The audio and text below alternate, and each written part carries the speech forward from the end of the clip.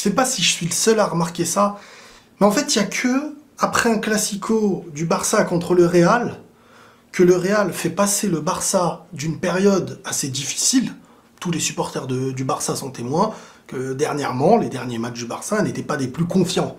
À un Barça où les supporters vont se dire limite, ce Barça mais peut gagner la Ligue des Champions. Il n'y a que le Real qui vient offrir cette opportunité mentale aux supporters et à l'équipe du Barça de décupler l'espoir, la vision d'une équipe incroyable. Je sais pas, mais ça me rend fou. Sincèrement. Il n'y a que le Real qui arrive à offrir ce visage du Barça. C'est quand la dernière fois qu'on voit le Barça jouer une grande équipe de cette manière-là? C'est complètement hallucinant. Bref, les gars, ça va être salé. Hein. Victoire 3-1 du Barça, à deux doigts d'être un 3-0. Hein. Je veux dire, dans la physionomie du match, on est plus sur un 5-0 en termes d'humiliation sur le terrain avec le ballon, que sur un 3-1 qui est un score, mais d'une gentillesse envers le Real. Le 3-1, là, le supporter du Barça, là, quand il voit 3-1, il doit être un peu deg. Il va se dire, purée, mais... Purée, on aurait pu en mettre 10. Quelle humiliation que le Real vient de se manger dans les dents. Alors les gars, on met les choses en place.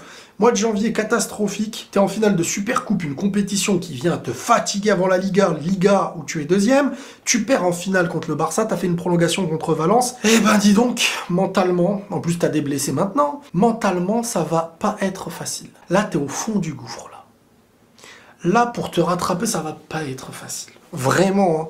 Alors je suis même pas dégoûté, franchement je suis même pas dégoûté. Et ça c'est le point positif d'aujourd'hui, c'est que quand tu te fais humilier, tu ne peux rien espérer de plus. Surtout que là tu mets un but, limite j'espère que ce but ne va rien endormir côté vision qu'on a à avoir sur ce Real Madrid. Parce que là les gars, on est retombé dans les catacombes dégueulasses du Real qu'on connaît en termes de mental, en termes physiques, en termes de propositions footballistiques, offensives.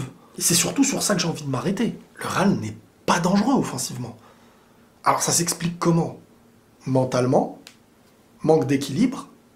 Comme j'ai dit dernièrement, je remarque vraiment que sans cette base défensive au milieu de terrain, on est au même point que quand il n'y a pas Casemiro, les moments où il était au Real. Il te faut le point Tchouaméni.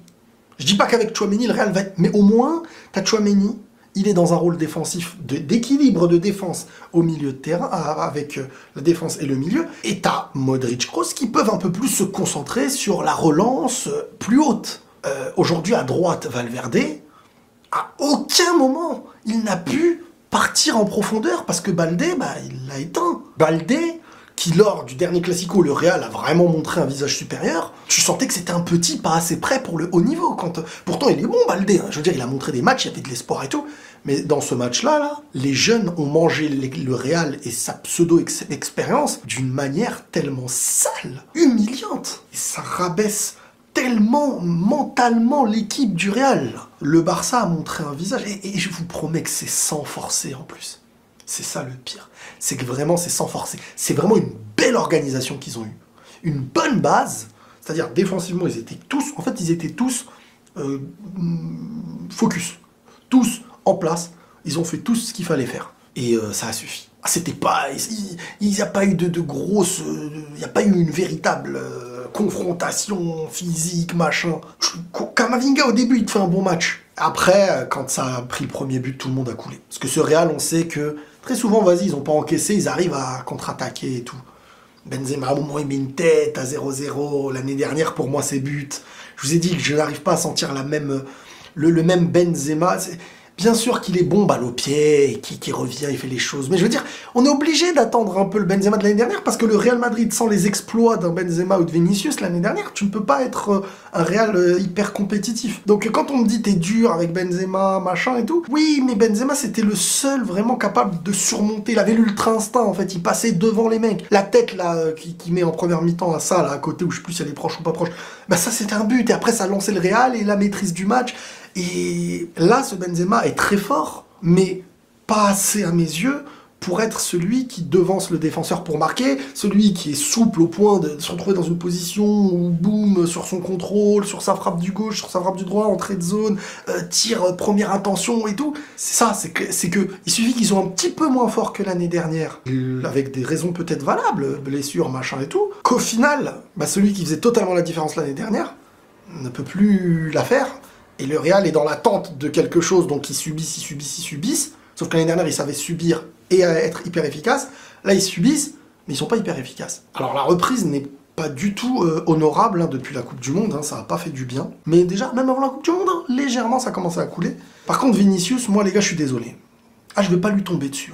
Parce que franchement, faudrait être très très ingrat. Parce qu'écoutez bien, on va prendre les choses comme elles se passent. Vinicius, au Real Madrid aujourd'hui, dans la moindre difficulté, le Real joue sur lui. C'est le seul sur qui tu peux jouer la profondeur. C'est le seul qui peut dribbler et éliminer. Je suis désolé, mais regardez les actions de Vinicius quand il tente des trucs solo. T'as une équipe qui est très basse, t'as un Benzema qui sert un petit peu de lien, et t'as Vinicius tout seul. Face à 2, face à 3. Donc des fois il passe 1, mais après il perd. Ok, alors Vinicius ça peut être très simple. On peut lui dire Vinicius, ne joue pas avec tes capacités, contrôle, joue retrait, mais ne sois plus Vinicius. Donc ne jouez plus sur la profondeur. Donc n'espérez plus ces différences. Donc c'est collectivement, bien sûr, que le Real s'est fait tuer. Mais dans ce collectif, les petits espoirs, je veux dire, c'est quand quel joueur a le ballon que vous attendez quelque chose au Real aujourd'hui. C'est quand il y a de la profondeur pour Vinicius, c'est quand il touche le ballon. Donc oui, il va oser et il va rater, et nous, par ingratitude, on va dire, oh, il fait que rater. Oui, mais il pourrait ne pas oser face à 2, face à 3. Mais à un moment donné, son rôle, il est là. Et son rôle, il est là sans être entouré en plus de ça. Donc c'est très compliqué. Alors oui, les domaines où il se rate complètement, c'est les domaines pour moi où combinaison, machin, c'est pas ses points forts. Ça, c'est pas ses points forts et parfois il est frustrant dans ça. Mais je suis désolé, dans sa capacité, déjà dès le début, il réussit des choses. Alors parfois ça passe pas, parfois ça passe, mais l'arbitre ne revient pas dessus. Alors voilà, il a su jouer son match. Bon, ce match-là, ça s'arrête pas, on peut pas négocier des actions, parce que le Barça mérite 1 milliard de fois sa victoire. Mais je veux dire, Vinicius réussit des choses et rate des choses. Mais si collectivement autour tout va bien, on va pas lui en vouloir. Mais là, vu qu'on compte sur les plus petits détails de différence offensive, on pète les plombs. Benzema, je le trouve moins bon. Vinicius aussi, je le trouve moins bon. Et c'est aussi pour ça que le Real Madrid n'est pas celui de l'année dernière, pour l'instant en tout cas. Parce que t'as pas 1 million d'éléments offensifs capables de faire la diff. T'as un Vinicius par sa déstabilisation, et t'as un Benzema par à la fois son génie, et sa finition de l'année dernière. Sauf que quand il retrouve une finition, on va dire, normale, qu'un joueur de haut niveau peut avoir, mais sans être le Benzema de l'année dernière, les autres failles, elles réapparaissent, et en face, ils poussent. Sauf que quand tu marques pas, tu ne mets aucun danger offensif. Derrière, tu vas pas défendre tout le match en étant parfait. Parce que ça pousse. Et quand, à un moment donné, t'as qu'un seul mec que tu peux lancer, t'as Valverde qui ne peut même pas prendre... Parce que Valverde, s'il peut pas jouer par sa vitesse, honnêtement, c'est pas un joueur à la Toni Kroos qui est là pour gérer le jeu calme. Non, lui, c'est la puissance, la percussion balle au pied, et voilà, c'est ses déplacements, ses frappes. Si à aucun moment il peut prendre le ballon, avancer ou faire des appels en profondeur, parce que franchement, les gars, Baldé, il a pas eu peur, Baldé, il traînait en attaque, côté Real. Par contre, Valverde n'a pas osé une seule profondeur, un seul appel dans le dos. Baldé lui a montré que... parce que, voilà, il y a cet esprit de « je vais pas me lancer parce que je vais défendre ». Mais Baldé, je vais me lancer. Franchement, Barcelone, ils étaient hyper organisés, même défensivement. On comprend que c'est la meilleure défense de Liga, là, dans les matchs comme ça. Balle au pied, ils ont fait ce qu'il fallait. Bon, maintenant, on va revenir sur Pedri Gavi. Gavi, bon, pour moi, qui pourrait être l'homme du match, buteur, passeur, double passeur ou pas même, je me rappelle plus. Ouais, je crois qu'il est double passeur, le mec. Bref, Gavi, il fait son match. Mais après, vous savez, les joueurs comme Gavi, les joueurs comme Pedri, quand l'équipe mène au score, l'équipe a le ballon, et t'as même pas de confrontation physique, parce que comme je dis, si t'as pas un Casemiro ou un Tchouaméni contre le Barça, c'est très compliqué. C'est très compliqué. Qui va vraiment mettre une intensité physique? Kroos, tu vas lui demander de faire des choses qui vont le faire reculer et éloigner de son football dans lequel il est le meilleur. Et Modric, c'est pareil. Modric, quand il a le ballon, il doit se concentrer sur devant en ayant un mec derrière lui qui vient chipper des ballons. Et Kroos, c'est un peu pareil, même si Kroos, lui aussi, peut jouer un peu plus bas pour la relance. Mais là, tu mets des mecs comme Modric, Kroos, pas dans l'élément qu'ils ont envie d'être. Et Camavinga, c'est pas le milieu défensif récupérateur qui est là pour les têtes, qui stabilise. Lui aussi, il est là pour monter un peu plus le ballon. Même si au début ça allait bien, il y avait une petite confrontation, mais après le premier but, c'est comme ça. Après le Barça, moi ça me rend fou. Hein. Dès que le Barça bat le Real, ça ressent, c'est toujours une humiliation. Quand le Barça est supérieur au Real, c'est humiliation. Et quand le Real est meilleur que le Barça, +1, ils peuvent marquer à la dernière minute, le Barça peut égaliser, le Barça peut égaliser. Bref, les classicos, en termes de football espagnol, sur les 10 ou 15 dernières années que j'ai pu connaître, en Liga ou en confrontation classico, le Barça aura été supérieur à mes yeux. Parce qu'il suffit de voir déjà les stats, en termes de Liga remportée, et les classicos gagnés, je pense que le Barça aussi est supérieur. Et si on parle d'humiliation dans les classicos, il n'y a pas photo. C'est une réalité, qu'elle nous plaise ou qu'elle ne nous plaise pas, c'est comme ça. Maintenant, le Real en Europe, c'est autre chose. Le Real sait donner la recette de l'Europe, ils savent l'avoir. Maintenant, le Real qui perd une finale, c'est rare aussi. Et ça ne peut que être contre le Barça, parce que le Real contre le Barça, il y a ce truc, c'est soit t'entames bien le match et tu les sens pressés, tu les sens, ça y est, ils sont en train d'étouffer le Barça, et là tu sens que c'est le Barça, tu vois, des Gavi, tu te dis, ils sont trop petits pour jouer le Real, ah Baldé, ils sont trop petits, on dirait le Real quand ils ont vraiment le niveau et qu'ils montrent quelque chose, les Gavi, ils s'en sortent pas, les Baldé, ils s'en sortent pas, Pedri et tout, tu les vois pas exploser le match, mais dans les matchs comme ça, là, t'es venu, tu leur as dit, bras ouverts, venez les gars, on fait un câlin, et eux, ils avaient des calaches, tu te dis, vas-y, bisous contre Kalash, c'était incroyable. Déjà, à la mi-temps, tu savais que le Real ne pouvait plus rien faire. Et puis le Barça s'est régalé. Oh, le Barça aurait aimé peut-être jouer encore 30 minutes, histoire de s'amuser, de régaler. C'est hallucinant. Tout ça pour ça. Franchement. Parce que certes, la Supercoupe, c'est pas ce que tu retiens à la fin de la saison. Moi, je suis bien d'accord. Et ça, je le disais même avant le match, hein, pour dire. Mais t'es en finale d'une compétition, t'es en finale quand même pour gagner une coupe, et contre le Barça. Et te faire humilier. C'est-à-dire que tu perds 1-0. Vas-y, bon. Dans ta tête, t'es... Mais là, tu te fais sortir du ring, là. Tu vois, c'est comme si on te mettait un KO et tu tombais comme ça, les pieds en l'air du ring. Tu vois, c'est humiliant.